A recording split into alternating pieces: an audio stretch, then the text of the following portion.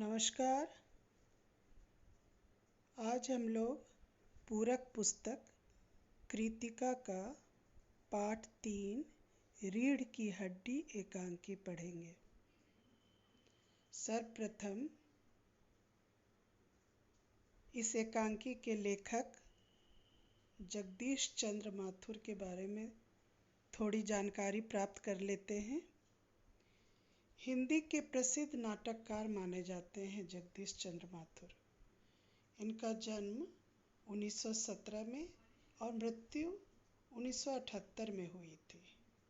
इन्हें रंगमंच निर्देशन, अभिनय में विशेष रुचि थी। इन्होंने रेडियो का नामकरण आकाशवाणी किया था। इनकी एकांकी जीवन की यथार्थ संवेदना को दर्शाती है।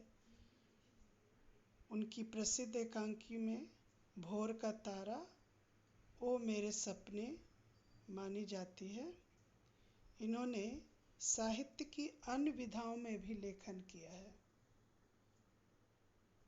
अब एकांकी का सार देखते हैं, इसके मूल कथा को देखते हैं। प्रस्तुत एकांकी में लेखक ने व्यंग्य के माध्यम से समाज की समस्याओं को सामने रखा है।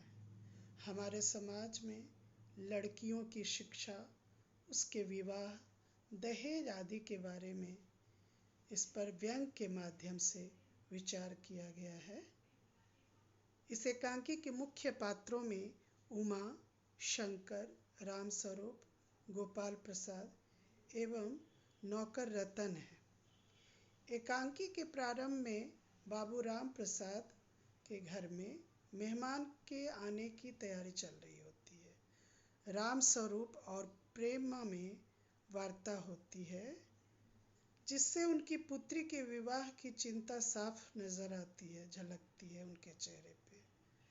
उन्होंने उमा को शिक्षा तो दी थी, परंतु शादी में दिक्कत होने के कारण इस बात को छिपाना चाह रहे थे। यह राम प्रसाद की दोहरी मानसिकता और उनकी लाचारी को दिखाती है। गोपाल बाबू का अपने पुत्र शंकर के साथ आगमन होता है। यहाँ गोपाल बाबू और रामस्वरूप बातचीत करते नजर आते हैं।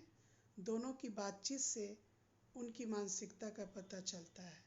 बाबू रामस्वरूप लाचार नजर आते हैं, वहीं गोपाल प्रसाद लड़के वाले होने के कारण रौब दिखाते नजर आते हैं। गोपाल बाबू लड़के को पढ़ाने के पक्ष में हैं, परंतु बहू के रूप में उन्हें कम पढ़ी लिखी लड़की चाहिए। उमा के आने के बाद हर तरह से सवाल करके गोपाल बाबू द्वारा उसे आंका जाता है। उमा को जब बोलने के लिए कहा जाता है तो वह अपना आक्रोश प्रकट करती है, सारी सच्चाई बयां कर जाती है। कटाक्ष करते हुए MBBS में पढ़ रहे शंकर की भी पोल खोल देती है। कैसे वह महिला हॉस्टल में एक बार पकड़ा जाता है, जिससे उसकी काफ़ी बेइज्जती होती है। यह बात उमा सबके सामने बताती है। उमा की बात सुनकर गोपाल बाबू अपमानित महसूस करते हैं। उमा के स्नातक होने की बात सुनकर भी वो बहुत क्रोधित हो जाते हैं। उसे लगता है उन्हें धोखा दिया गया है। उमा के द्वारा सशक्त रूप से अपने पक्ष को रखने से वे अपमानित महसूस करते हैं और शंकर को लेकर वहाँ से जाने लगते हैं। उमा कहती है, मैंने पढ़ाई की है, कोई चोरी नहीं की है। जाइए और अपने बेटे की रीढ़ की हड्डी का पता लगाइए। इस प्रकार उमा के संबोधन और बाबू रामस्वरूप द्वारा धम से बैठ जाने के साथ ही एकांकी समापन होता है। एकांकी हमारे समाज पर करारा कटाक्ष है। स्त्री शिक्षा, नारी सशक्तिकरण आज की ज़रूरत है, जिससे हमारे समाज के स्वरूप को बदला जा सकता है।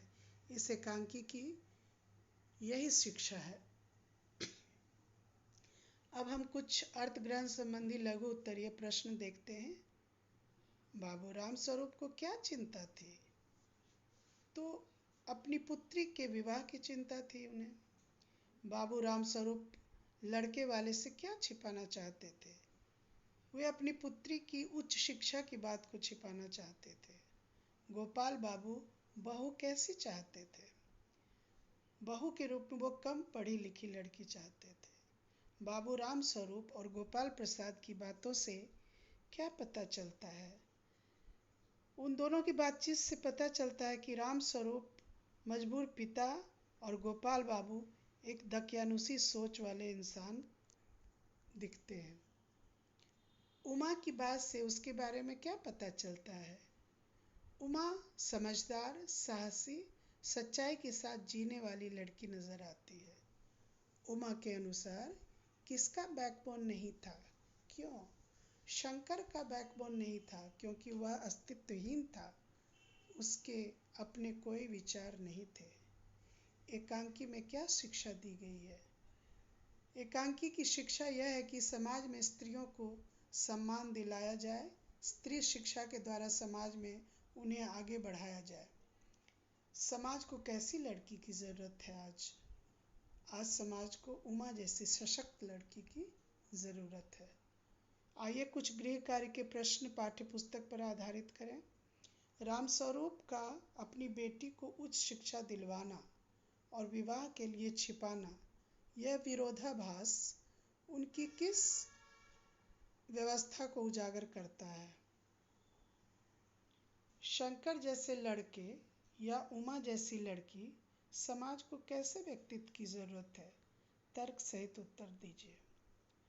रीढ़ की हड्डी शीर्षक की सार्थकता स्पष्ट करना है।